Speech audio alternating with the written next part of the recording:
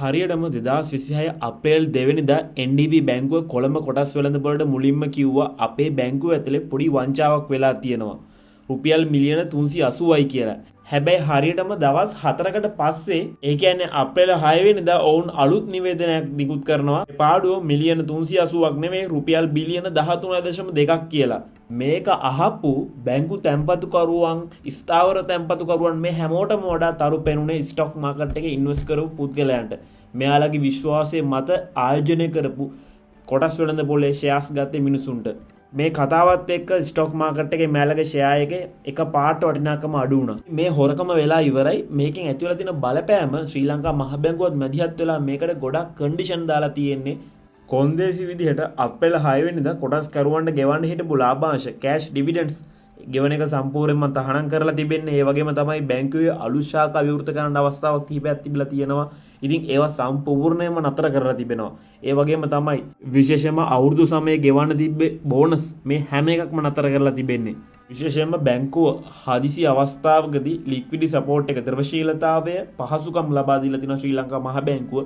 ඉතින් මේ වෙද්දි තවත් ශ්‍රී ලංකා අපරාධ පරීක්ෂණ දෙපාර්තමේන්තුවේ කේස් එකක් යනවා ශ්‍රී ලංකාවේ ප්‍රසිද්ධම වාණිජ්‍ය බැංකුවකින් කෝටි 12ක සිදුවන වංචාවක් ගැන. මේ බැංකුව වංචාව වෙලා තියෙන්නේ කස්ටමර්ස්ලාගේ account details හැක් කරලා එයාලගේ බැංකුව account වලට ඇතුළත් වෙලා ඒ account වලින් වෙනත් account වලට සල්ලි transfer කරගෙන තියෙනවා.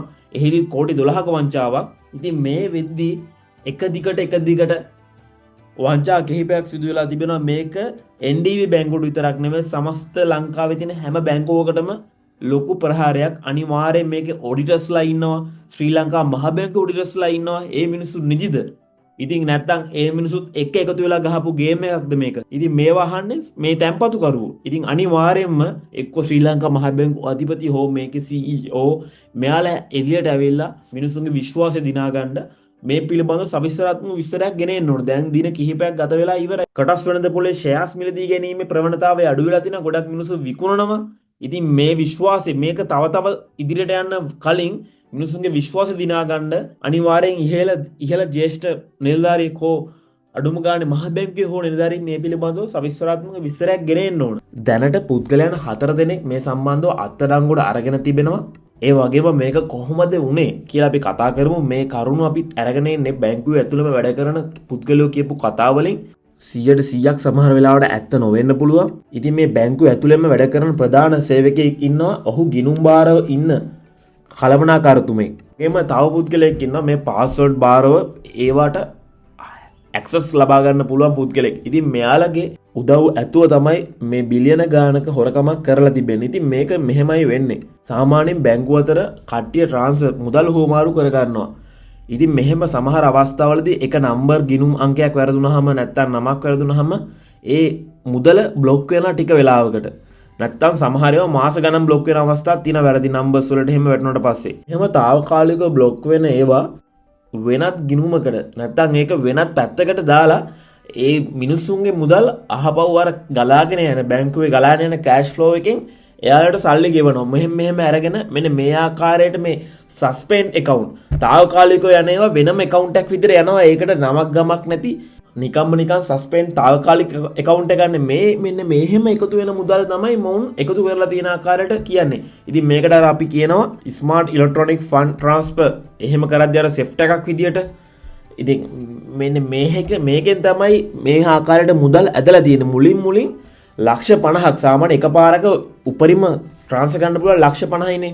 5 මිලියන් දාගෙන තිබෙනවා. ඊට පස්සේ ඔහොම එහෙම දාගෙන යද්දි කාටවත් මේක අහුවෙලත් නැහැ. මේක මේ දින 4ක් වගේ ඇතුළත කරපු වැඩක් නෙමෙයි. මේක මාස ගාණක් තිස්සේ කරපු වැඩක් කියලා තමයි බැංකුව ඇතුලේ ඉන්න නිලධාරීන් අපිට කිව්වේ.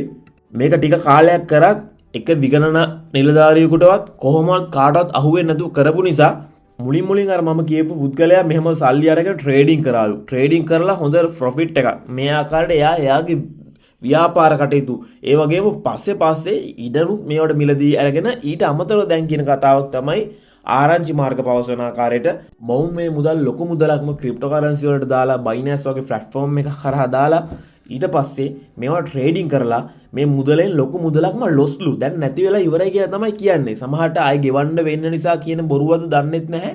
කොහොම හරි ඊට පස්සේ බැංකුවේ පැත්තෙන් මේක දැන් රිකවරි කරගන්න ඕනේ, ආපහු මුදල් ගන්න ඕනේ. ඉතින් එතකොට ලොකු ප්‍රශ්නයක් ඇති වෙලා තිබෙනවා ආපහු මුදල් කොහොමද ගන්න කියලා. ඉතින් එතකොට මේ පුද්ගලයෝ ඇතුළට කොච්චර කාලයකට බන්ධනාගාරයට ගියත් වැඩක් නෑ, බැංකුවට අවශ්‍ය කරන දේ නැත්තම්. බැංකුවට අවශ්‍ය ආපහු සල්ලි ලබා ගන්න. ඉතින් මෙතන තමයි ප්‍රශ්නේ ඇති වෙලා තිබෙන්නේ. සමහරට මොවුන් ඇතුළට ගිහිල්ලා ආයේ එළියට එද්දී මිලියනපතියෝ. ඉතින් ඒක තමයි සාමාන්‍ය තත්ත්වය මේ වගේ වංචාවක් සිදු වුණාට පස්සේ. වගේම තමයි හරියටම මේ කතාවත් එක්කම දැන් පැය කිහිපයකට කලින් නිවුස් එකක් එනවා.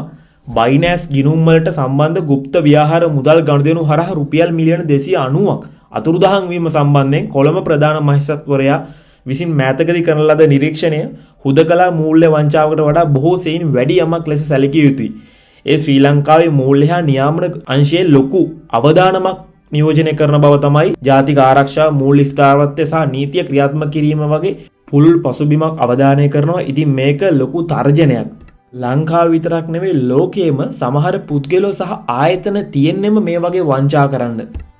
NDB බැංකුවේ නිවේදන නිකුත් කරලා තිබෙනවා කිසිදු තැන්පතුකරුවෝ කලබල වෙන්න දෙයක් නැහැ. ඔවුන්ගේ මුදල් සුරක්ෂිතයි කියලා. ඒක නිසා මේ වීඩියෝස් බලන කවුරුත් කලබල වෙන්න යන්න එපා.